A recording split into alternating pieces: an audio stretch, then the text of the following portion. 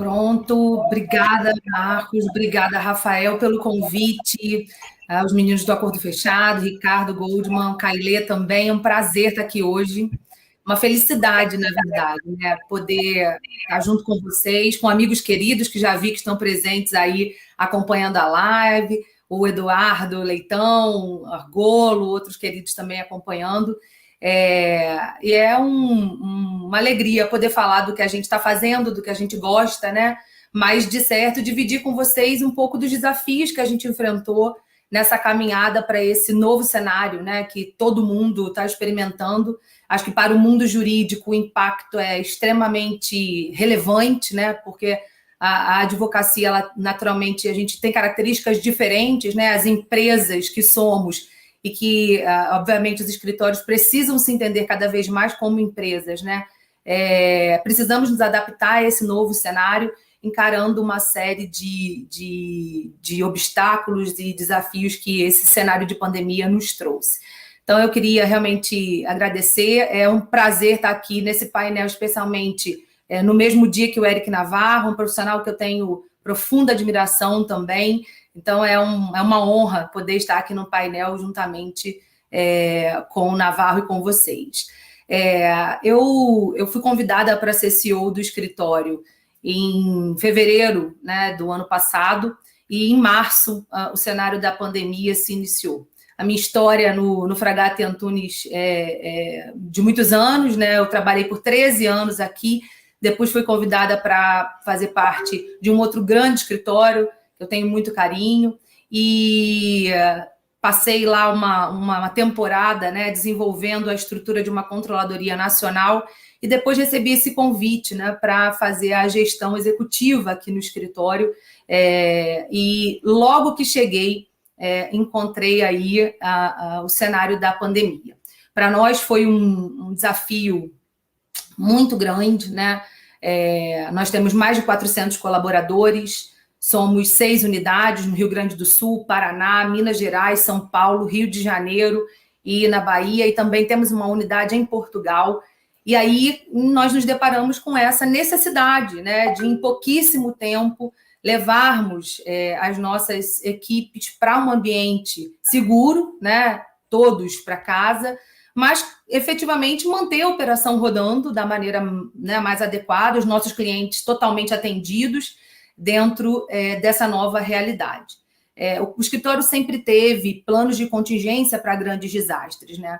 Mas eu acho que nós não estávamos, obviamente, ninguém se preparou para uma circunstância que demorasse tanto tempo, né? Que se prolongasse tanto. E a gente precisou fazer essa migração instantânea. Nós levamos mais de 400 colaboradores para casa em 3 dias, então toda a nossa operação conseguiu ser transferida, né, para um ambiente home office em 3 dias, isso graças efetivamente à utilização de soluções já em cloud, né? Os nossos sistemas já estavam em cloud, os nossos gestores de documentos já estavam em cloud, foi o que efetivamente viabilizou, e o escritório sempre investiu e cuidou, né, dessa evolução também tecnológica, para que efetivamente a gente conseguisse dar continuidade à prestação dos serviços, sem percalços, sem perdas, né, para que os nossos clientes não tivessem nenhuma percepção de perda na entrega, né?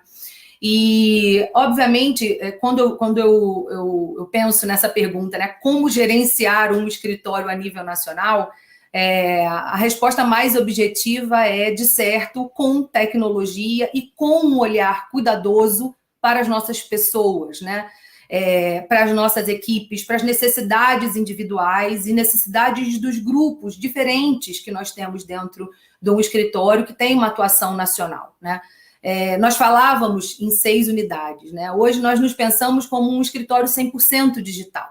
Toda a nossa operação foi digitalizada, né? Nós ainda tínhamos algumas práticas, de certo, que quando estávamos no ambiente físico, né, elas eram repetidas e reforçadas. E nós fomos obrigados a reavaliar tudo isso, né? A revisar as nossas práticas, a pensar em formas diferentes de fazer o controle das equipes, das atividades das equipes, né? O controle do dia a dia, do que a gente efetivamente pode construir de diferente para levar para o judiciário. Então, acho que o ponto central foi a utilização, a turbinarmos, né, a utilização das tecnologias. Acho que a gente está vivendo uma experiência que talvez a gente levasse 10 anos para caminhar o que a gente caminhou nesse período pandêmico. Isso porque nós estamos falando de um sistema, né? Os escritórios de advocacia com as suas realidades, com as suas necessidades, de atender os seus clientes da melhor forma possível, as necessidades dos clientes, dos departamentos jurídicos, né? O que efetivamente os departamentos jurídicos precisaram mudar também para se encaixar dentro desse novo cenário, não só do poder judiciário, mas econômico, social, tudo que a gente está vivendo. E o próprio Poder Judiciário, né, que também, certamente o Eric vai falar bastante sobre isso para a gente, mas é óbvio que a gente tem uma mudança muito significativa no relacionamento com o Poder Judiciário, né? Então, o primeiro ponto, eu acho, de ação, né, imprescindível é a revisão dos recursos tecnológicos que nós já tínhamos disponíveis, a sua melhor utilização, né, por parte de nossas equipes. Um dos grandes passos, falando aqui sobre uma ótica bem prática, que nós demos foi o desenvolvimento de alguns boards para a gente olhar as atividades das equipes, né? Para a gente conseguir saber se a gente está cumprindo ali adequadamente as necessidades, né, de cumprimento de prazo, etc., que nós tínhamos, e um olhar à frente, né, para que a gente possa efetivamente fazer projeções. A gente precisa ter previsibilidade, precisa ter dados e informações úteis, né, que nos gerem capacidade de tomada de decisão de uma forma diferenciada. Então, nós começamos a fazer uma série de projeções, né, olhar um pouco à frente. Quando nós estávamos mais ou menos em abril, nós tivemos uma queda muito significativa do volume de audiências, né? O Poder Judiciário ainda não estava definido se ia seguir com audiências virtuais, se nós íamos suspender, como é que ia ser esse processo. Então, houve uma queda muito significativa no volume de audiências no início e do volume de distribuição de demandas também para algumas carteiras e alguns clientes, porque outros clientes, né, a depender da natureza do seu próprio negócio, tiveram um incremento absurdo na distribuição de demandas, né? E nós tivemos que acompanhar isso também. Então, nós começamos a construir esses boards para gestão, para visão, né, um pouco mais à frente, o que a gente já tinha de volumes de audiências sendo incrementados, intimações, publicações. O judiciário, mais ou menos a partir de julho, já estava muito mais organizado, já trazendo aí as hipóteses ou de solicitação de julgamento antecipado da lide, em alguns casos que nós observamos, ou então já designando as audiências virtuais, né, a possibilidade das sustentações também através dos meios virtuais, e nós começamos a adequar as nossas estruturas e as nossas equipes para isso. Quando a gente fala numa gestão a nível nacional, acho que essa mudança de territórios, né, que a gente está experimentando, ela é um dos maiores ganhos que a gente tem dentro desse novo cenário remoto, do trabalho remoto, né? Hoje, a experiência do escritório, ela não é mais estadual, né? A gente hoje faz reuniões com os 400 e poucos colaboradores que temos e emitimos mensagens únicas, mensagens claras, né, para reduzir qualquer tipo de anseios e medos que as equipes, obviamente, o tempo todo sentem e experimentam, como também para emitir mensagens de propósitos, né, de destino, para onde a gente quer ir, o que a gente quer fazer, como que a gente faz isso juntos. Inviável a gente pensar, mesmo que a gente já tivesse recursos, né, anteriormente, da gente fazer uma reunião com todas as pessoas do escritório de uma só vez e conseguir emitir uma mensagem muito clara, muito realista a respeito das nossas ações, dos nossos próximos passos.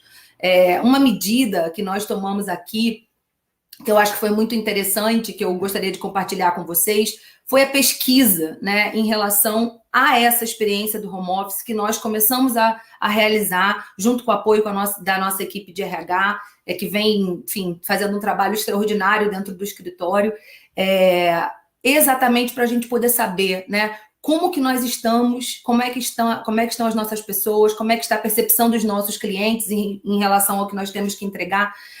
O centro, né? Está bem óbvio para qualquer empresa, né? O centro do negócio é o cliente, né? São as necessidades do cliente, as expectativas do cliente. A gente tem falado de customer success o tempo todo, de sucesso do cliente o tempo todo, né? Como é que a gente organiza essas práticas com todas as pessoas envolvidas e consegue efetivamente entregar um resultado legal? Então, a gente fez essa pesquisa assim que a gente iniciou a virada para o ambiente home office. E aí é interessante, porque no início, a primeira pesquisa que nós realizamos, 89,5% das nossas pessoas sinalizaram que o ambiente home office trazia benefícios, eles gostavam, achavam que era mais produtivo, etc.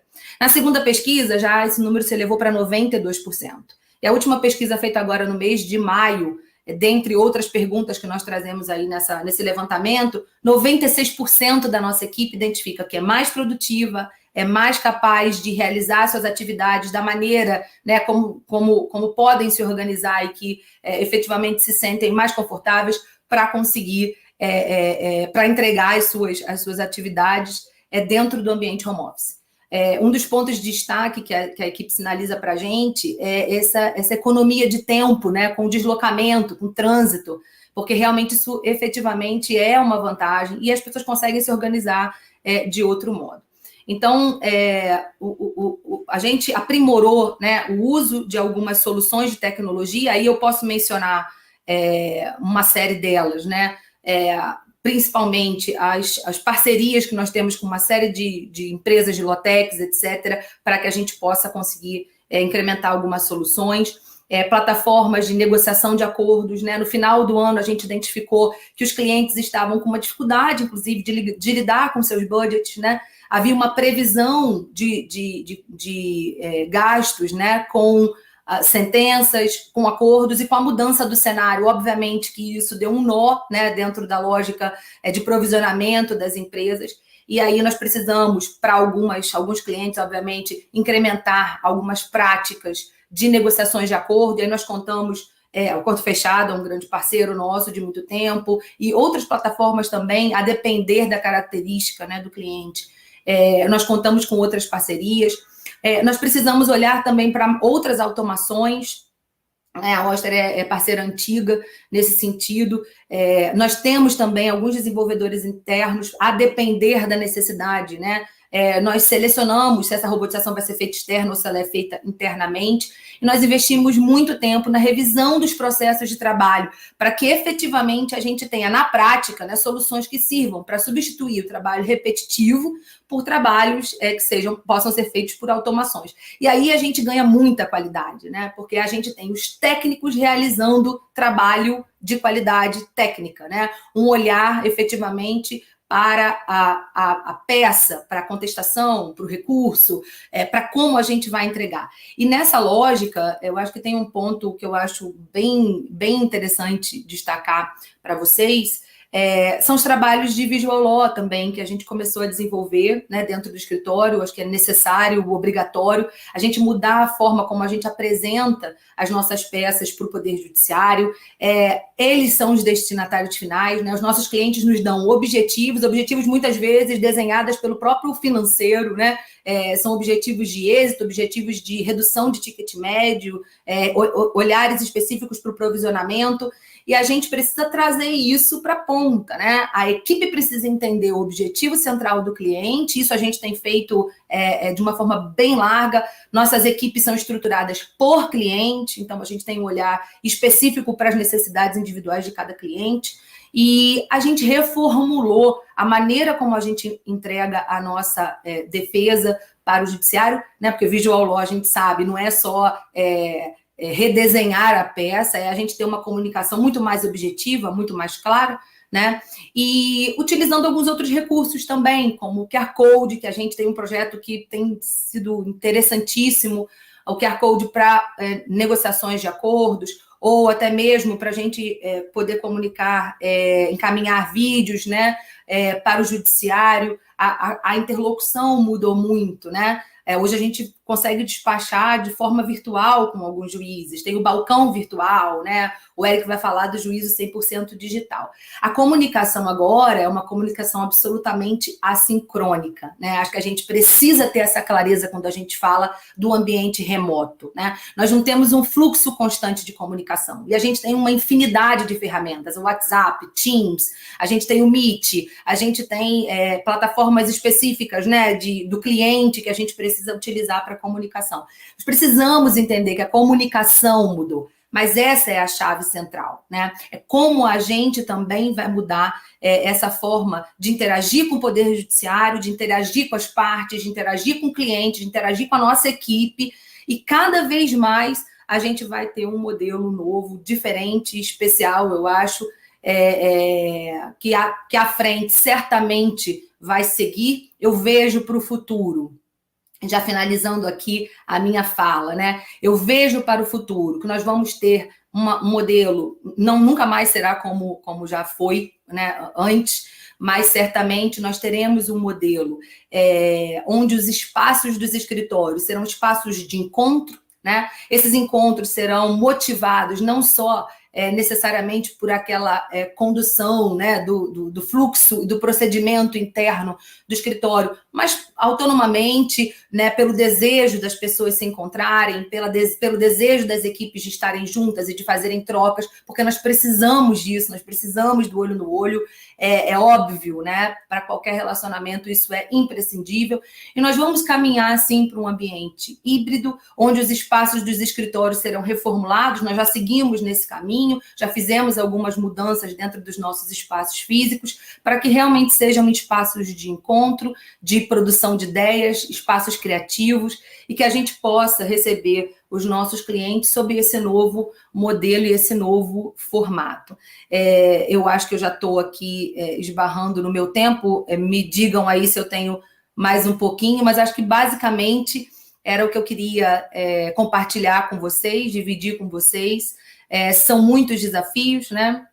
Os escritórios de advocacia precisam ter um olhar realmente cada vez mais empresarial, acho que para mim está bastante óbvio, e construir, identificar pontos de sinergia, né? Eu acabei não falando sobre a nossa área de Legal Ops, que é para mim um dos grandes exemplos, principalmente, né, do nosso avanço, do nosso desenvolvimento, que é uma área que é absolutamente fruto dessa integração nacional, né? A gente conseguir centralizar as atividades que eram repetidas nas unidades, fazê-las de forma centralizada, né? Que, obviamente, a gente tem muito ganho de qualidade, ganho de velocidade, né? Aprendizados que a gente conseguiu desenvolver conhecendo, né, dentro do nosso mundo, as nossas realidades individuais, e a gente conseguiu integrar isso dentro da área de Legal Ops, que é uma novidade também para os escritórios.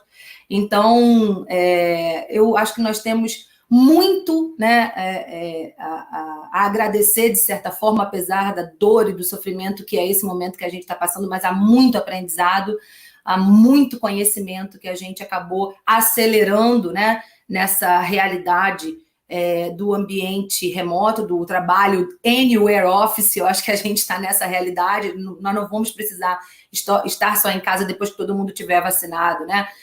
A gente vai poder estar em trânsito, a gente vai poder estar no interior, vai poder estar onde quiser e continuar prestando os seus serviços, realizando as suas atividades da forma como for.